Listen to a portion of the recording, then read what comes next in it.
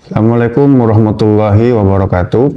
Alhamdulillahirabbil alamin wassalatu wassalamu ala asyrafil anbiya'i wal mursalin sayyidina maulana Muhammadin wa ala alihi wa sahbihi ajmain. Qala rabbi shrahli sadri wa yassirli amri wahlul 'uqdatam min lisani yafqahu qawli. Subhanaka la ilma lana illa ma 'allamtana innaka antal alimul hakim. Wa tub alaina innaka antat tawwabur rahim. Pada kesempatan kali ini kita akan membahas tentang surat An-Naba. Kenapa surat ini penting? Banyak orang yang bertanya-tanya. Nah, agar kita paham apa yang dipertanyakan di sini, kita akan bahas di kitab Tafsir Ibnu Katsir. Mari kita bersama-sama berfatihah terlebih dahulu. Semoga apa yang kita bahas pada pertemuan kali ini diberikan kelancaran, diberikan barokah, dan bisa bermanfaat untuk saya pribadi, bisa bermanfaat juga untuk Anda semuanya. Al-Hadin ya Al-Fatihah. A'udzu billahi minasyaitonir rajim. Bismillahirrahmanirrahim.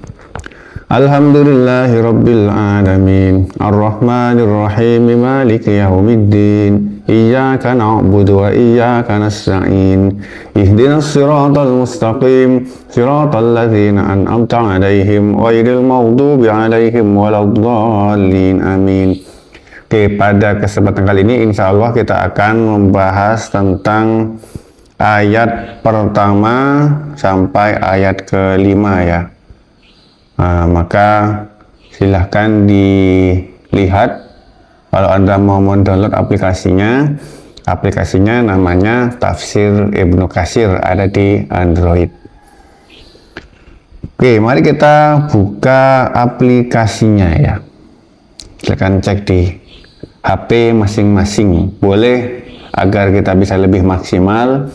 Anda siapkan kopinya, siapkan bukunya, siapkan penanya.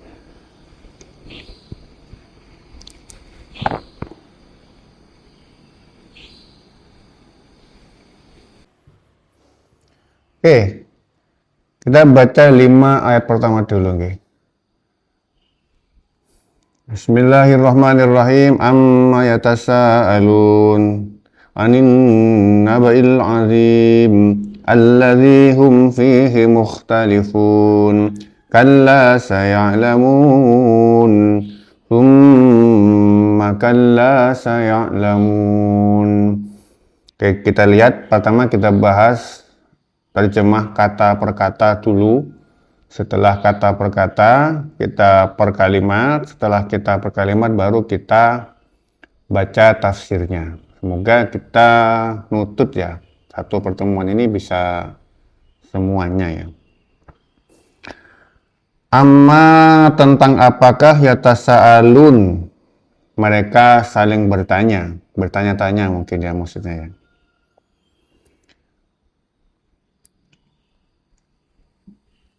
Di sini amma, an, kalau dipecah itu an dan ma, digabung jadi amma. Yatasaalun, asal katanya saal, mereka saling bertanya. Di sini kata yang seakar disebutkan sebanyak 129 kali di banyak surat di Al-Quran. Kata yang sama persis yatasaalun itu 4 kali disebutkan ya. Ada di Al-Mu'minun, Al-Qasas, Al-Mudaththir, dan An-Naba. Ternyata cukup sering ya. 4 kali dengan kata yang sama persis dan 129 kali dengan kata yang seakar. Oke, kita lanjutkan. Tentang apakah mereka saling bertanya, mari kita buka tafsirnya agar kita tidak salah paham dalam menafsirkan. Ternyata di sini 1 sampai 2 ya. Oke, kalau gitu kita ini. Anin naba'il azim. Ani tentang an-naba'i, berita, al-azim yang besar. Tentang berita yang besar. Kita baca tafsir 1 sampai ke 2. Allah Subhanahu wa ta'ala berfirman, mengingkari orang-orang musyrik karena mereka saling bertanya tentang hari kiamat. Berarti ini tentang hari kiamat ya. Dengan rasa tidak percaya akan kejadiannya. Amma yatasaaluna 'anin naba'il 'azim. Tentang apakah mereka saling bertanya tentang berita yang besar. Ya, ini apakah yang dipertanyakan oleh mereka tentang hari kiamat, yaitu berita yang besar, ya ini berita yang amat besar, amat mengerikan. Ngeri ya. Dan sangat mengejutkan masalah kiamat. Qatadah dan Ibnu Zaid mengatakan bahwa yang dimaksud dengan berita besar ini adalah kebangkitan sesudah mati. Mujahid mengatakan Al-Quran, tapi yang jelas adalah pendapat yang pertama. Karena dalam firman berikutnya disebutkan alladzi hum fihi mukhtalifun, yang mereka perselisihkan tentang ini. Ada perselisihan di situ. Alladzi yang hum, mereka fihi di dalamnya, mukhtalifun, saling berselisih. Jadi di sini manusia ada dua macam. Ada yang beriman, ada yang kafir.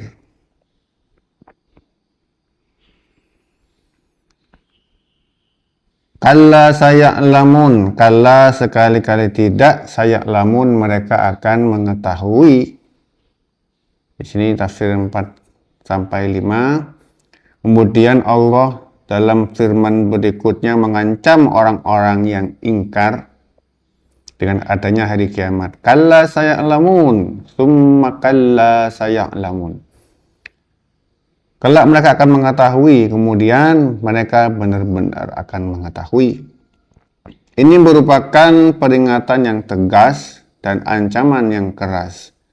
Kemudian Allah menjelaskan tentang kekuasaannya yang besar melalui ciptaannya terhadap segala sesuatu yang besar lagi menakjubkan.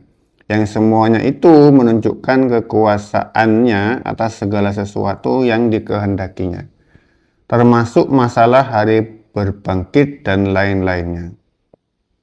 Untuk itu Allah berfirman, alam naj'alil arda mihada.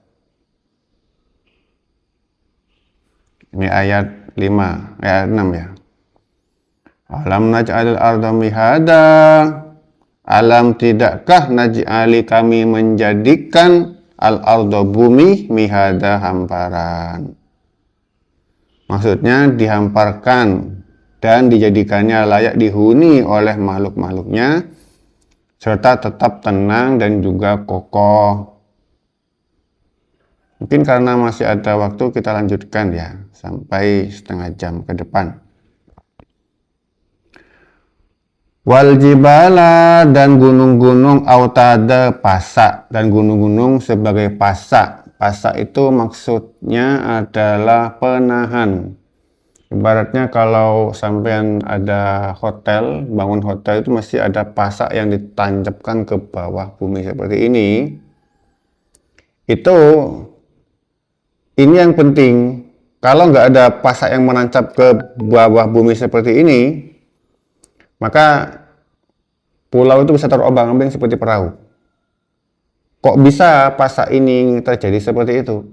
Jadi awalnya itu bumi itu datar seperti ini, pulau itu datar seperti ini, kemudian karena sebuah tabrakan kecil seperti ini tabrak. Ketika tabrakan, satu ke atas seperti ini, satu ke bawah seperti ini. Nah, yang ke bawah ini menjadi penahan pasak agar bumi itu, agar planet itu tidak terlalu kemana-mana ya, geser ke kanan, geser ke kiri. Dan beberapa penelitian juga menunjukkan bahwa planet juga bergeser ya. Bisa sampai cek di global tahun-tahun sekian itu bumi itu bergeser, planet-planet, pulau-pulau itu bergeser. Semakin banyak pasaknya, maka gesekannya itu semakin kuat sehingga bergesernya tidak begitu permanen ya. Nah, tidak terlalu sering. Artinya pasak itu ya gunanya untuk penahan, pengaman pulau. Dia menjadikan, kita buka tafsirnya di sini, Allah itu menjadikan pada bumi itu pasak-pasak untuk menstabilkan dan mengokohkannya serta memantapkannya sehingga bumi menjadi tenang dan tidak mengguncangkan orang-orang dan makhluk yang ada di atasnya. Kayak perahu ya, bahkan di perahu kalau nggak ada jangkarnya ke bawah, ya kemana-mana perahu itu. Nah, jangkarnya itu pasaknya tadi berada di posisi gunung.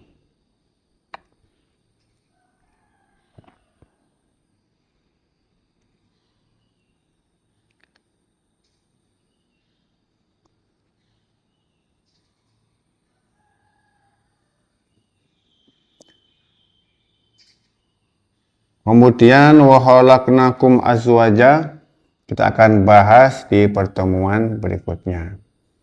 Demikian kajian singkat An-Naba ini. Sampai bertemu lagi di kajian berikutnya. Wassalamualaikum warahmatullahi wabarakatuh.